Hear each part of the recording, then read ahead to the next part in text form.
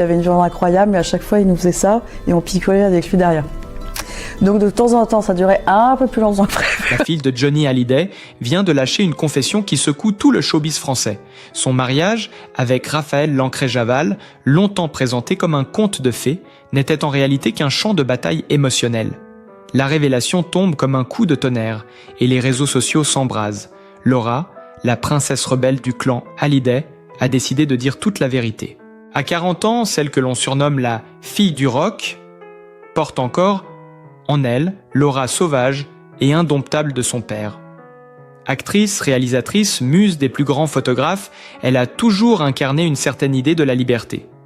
Mais derrière l'image glamour et les tapis rouges se cachait une femme blessée, prisonnière d'un mariage qu'elle croyait indestructible.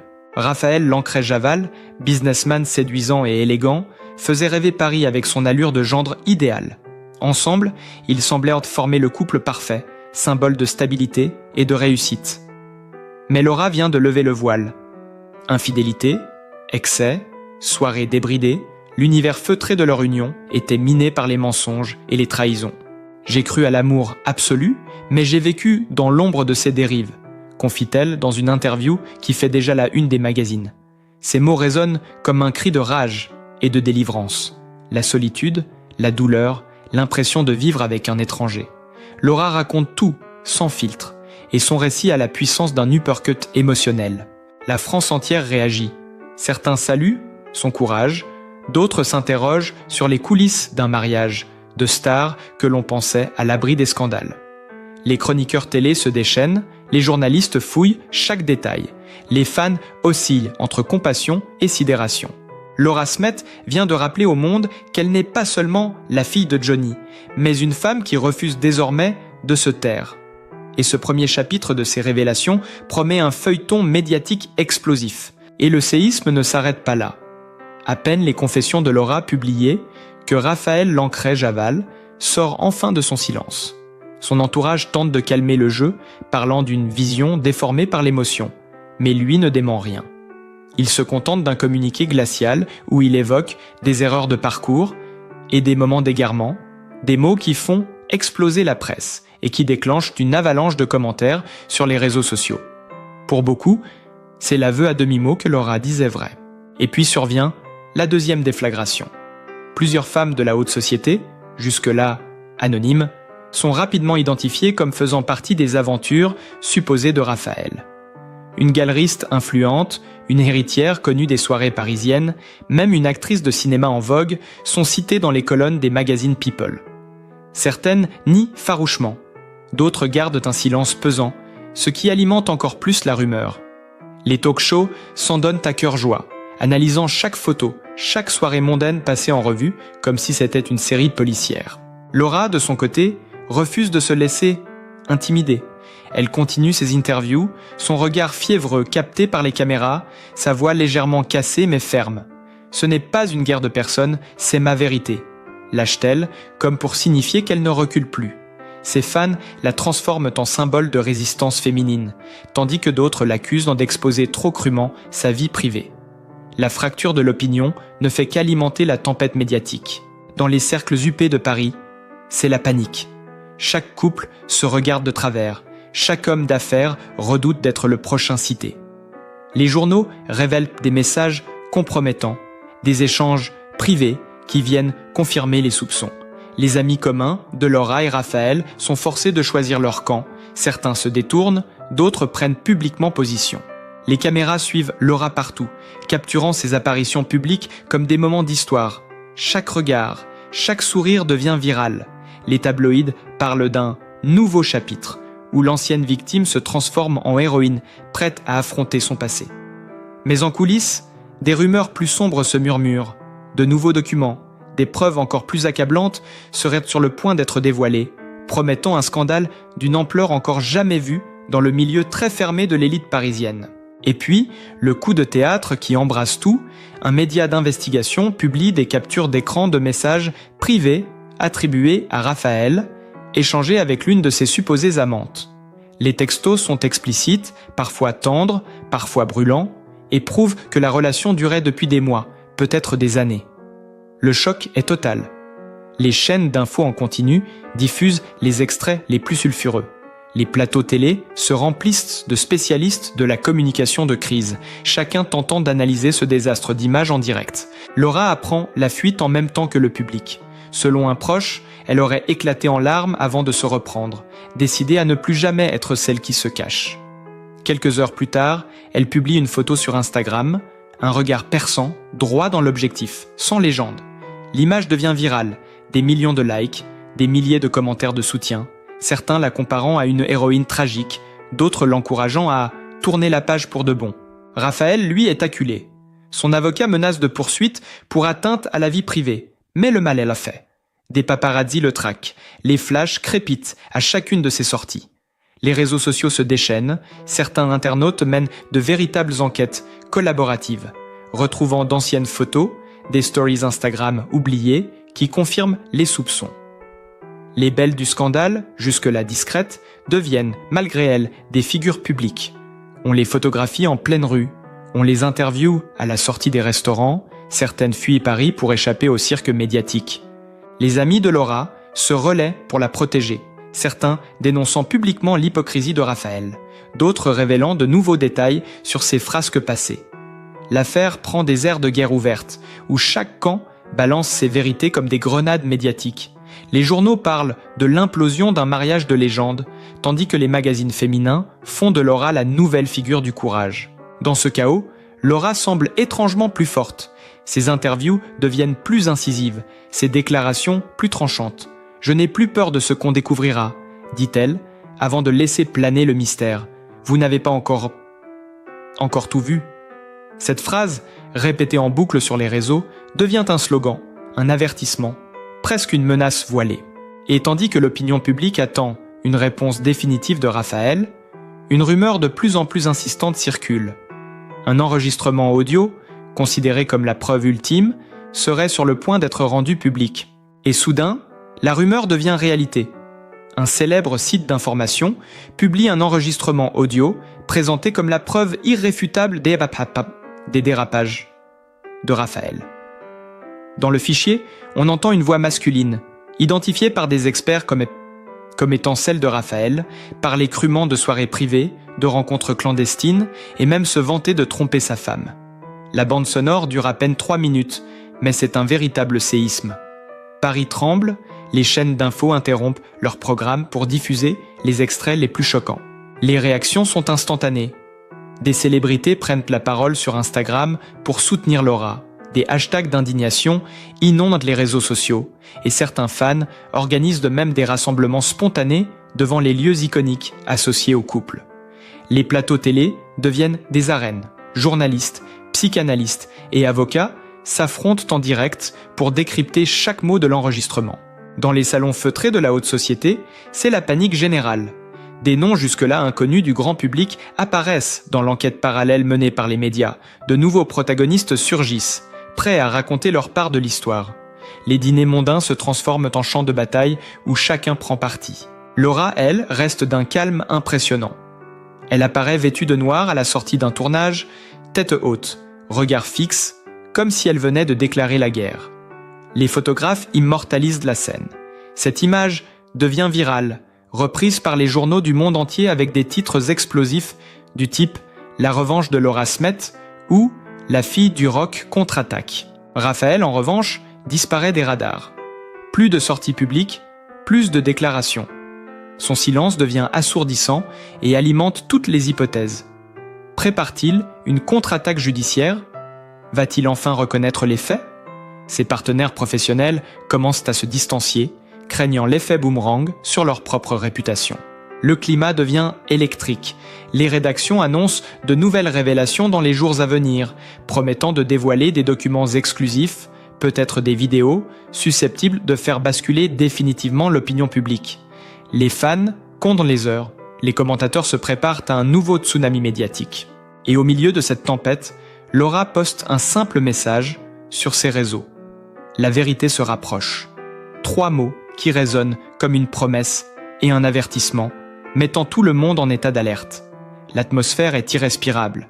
Chacun sait que l'explosion finale est imminente. L'affaire prend désormais une dimension internationale. Les journaux étrangers, de Londres à New York, se saisissent du scandale et parlent d'un drame conjugal digne d'un film hollywoodien. Les caméras se massent devant l'appartement parisien de Laura. Les photographes campent jour et nuit dans l'espoir de capturer le moindre geste. Chaque apparition devient un événement. Sa démarche, ses vêtements, son expression du visage sont disséqués, image par image. Pendant ce temps, les coulisses de l'affaire s'animent. Des proches de Raphaël commencent à parler sous couvert d'anonymat. Ils décrivent un homme dépassé, incapable de gérer la tornade qui l'a déclenchée.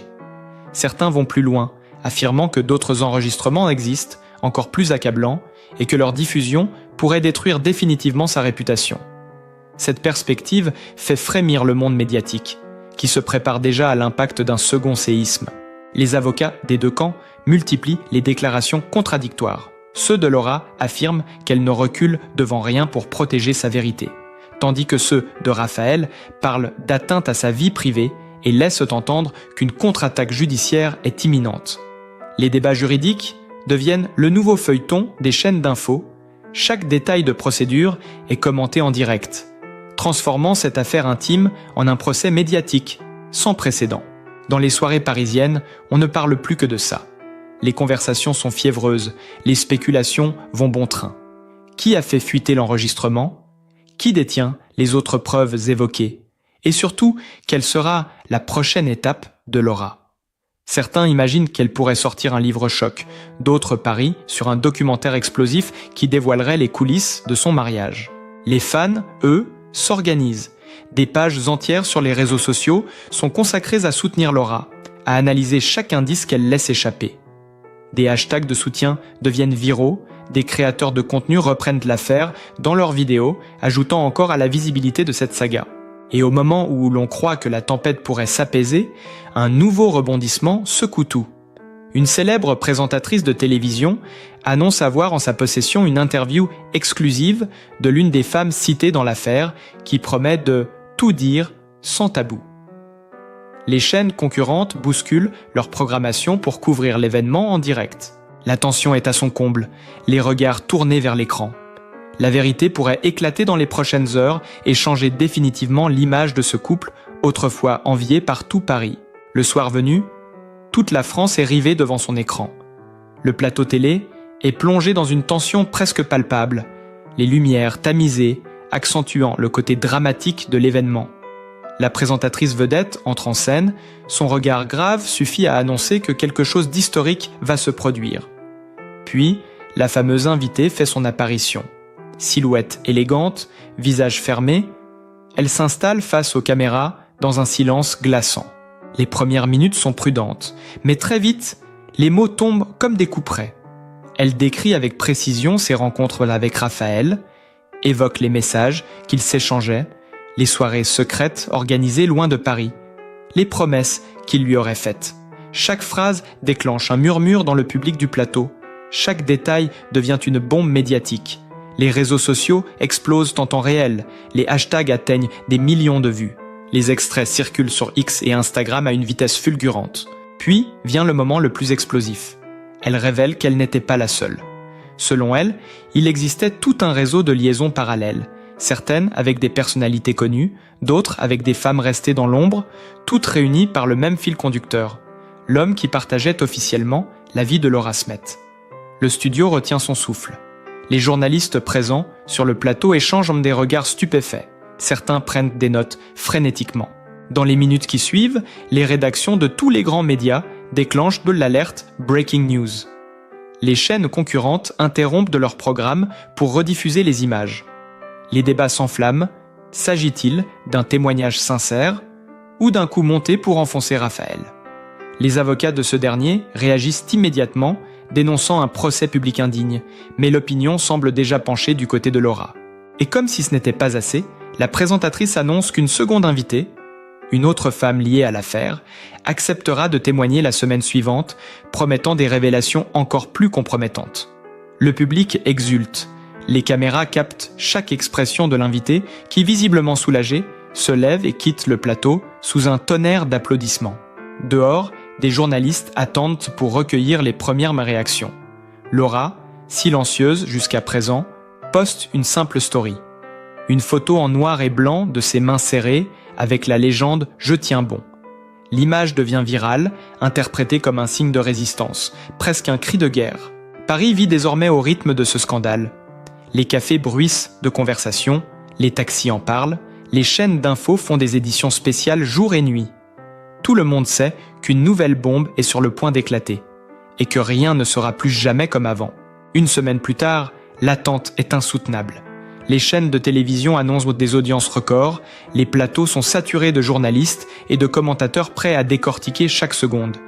Lorsque l'émission commence, l'atmosphère est électrique.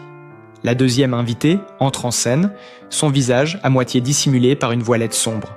Elle n'est pas seulement venue parler, elle est venue montrer. Sous les yeux du public médusé, elle sort un dossier épais de son sac. Dedans, des photos inédites, des échanges de mails, des captures d'écran de conversations intimes. Les caméras zooment sur les documents floutés, mais les titres des messages, les dates et certaines phrases suffisent à confirmer ce que Laura avait insinué depuis des mois. Le plateau devient un volcan. Les journalistes s'exclament, la présentatrice peine à garder le contrôle. L'invitée raconte, voix tremblante mais déterminée, comment elle a été séduite, comment elle a découvert qu'elle n'était pas la seule, et comment Raphaël aurait tenté d'acheter son silence lorsqu'elle a menacé de tout révéler. Les propos sont d'une violence inouïe et frappent l'opinion publique en plein cœur. Les réseaux sociaux atteignent un niveau de frénésie jamais vu. Des extraits de vidéos circulent en boucle, des influenceurs se filment en direct pour commenter, des artistes, écrivains et figures féministes publient des tribunes pour soutenir Laura. Dans la rue, des fresques éphémères apparaissent, représentant Laura comme une icône de la résistance. Raphaël, quant à lui, est introuvable. Les journalistes assiègent ses bureaux, ses collaborateurs refusent de répondre. Des rumeurs disent qu'il se serait réfugié à l'étranger pour échapper à la pression. Les journaux parlent désormais d'un effondrement total de son empire social et professionnel. Et puis, dans un nouveau rebondissement, un journaliste d'investigation révèle en direct qu'il possède des enregistrements vidéo susceptibles de montrer Raphaël lors de certaines de ses soirées secrètes. La salle explose, le public en studio se lève, certains crient, d'autres applaudissent. La présentatrice promet de diffuser les images dans une émission spéciale, transformant l'attente en un compte à rebours national. Laura reste silencieuse, mais ses proches la décrivent comme plus déterminée que jamais. Selon certaines sources, elle préparerait une déclaration officielle, peut-être la plus importante depuis le début de l'affaire. Le pays tout entier retient son souffle. Paris ne parle plus que de ça. Et l'impression générale, c'est que la tempête ne fait que commencer. Le soir de la diffusion, la France entière se fige. Les cafés ferment leurs portes plus tôt, les rues se vident. Tout le monde veut être témoin de ce moment historique. Sur le plateau, la tension est telle qu'on entendrait une mouche voler. La présentatrice annonce d'une voix grave « Ce que vous allez voir pourrait changer à jamais la perception de cette affaire ». Puis l'écran s'assombrit et la vidéo commence. Les premières images montrent Raphaël, filmé visiblement à son insu lors d'une soirée privée. On le voit rire, danser, puis s'éclipser dans une pièce isolée avec l'une des femmes déjà mentionnées. La vidéo, bien que partiellement floutée, ne laisse guère de place au doute. Les extraits suivants montrent des échanges encore plus compromettants. Cadeaux luxueux, promesses murmurées, phrases où il dénigre son mariage et se vante de « vivre sa meilleure vie ». Le plateau explose, les invités, choqués, réagissent en direct, certains peinent à trouver leurs mots. Les réseaux sociaux s'enflamment en temps réel, chaque séquence de la vidéo devient un mème, chaque phrase de Raphaël un sujet de débat. Des milliers de messages affluent en soutien à Laura, transformant l'émission en un événement planétaire. Des chaînes américaines, britanniques et italiennes reprennent le direct, traduisent les sous-titres et analysent les conséquences sur la réputation du businessman. Dans la rue, les réactions sont instantanées. Devant les écrans géants de la place de la République, des foules entières éclatent en applaudissements ou en huées à mesure que les images défilent. Les journalistes, postés devant l'appartement de Laura, filment l'attroupement qui scande son nom. Quelques minutes après la fin de la diffusion, le téléphone de la présentatrice sonne en direct. Il s'agit, dit-elle, d'une déclaration urgente de l'avocat de Laura. La tension monte d'un cran. Le message est lu à l'antenne. Ma cliente s'exprimera publiquement demain pour répondre définitivement à tout ce qui a été révélé ce soir. La phrase résonne comme le gong d'un combat final. Dans les minutes qui suivent, les chaînes concurrentes bousculent leur programme pour lancer des éditions spéciales. Les experts de tous horizons se succèdent, chacun donnant son interprétation. Certains parlent de la fin d'une ère, d'autres de la naissance d'un symbole féministe contemporain.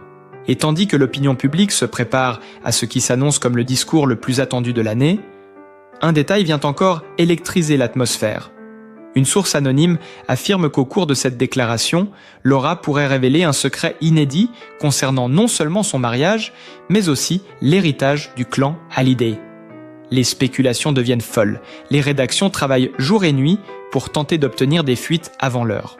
Le pays entier semble retenir son souffle, dans l'attente de ce moment de vérité qui pourrait faire basculer l'histoire. Le lendemain matin, Paris se réveille sous haute tension.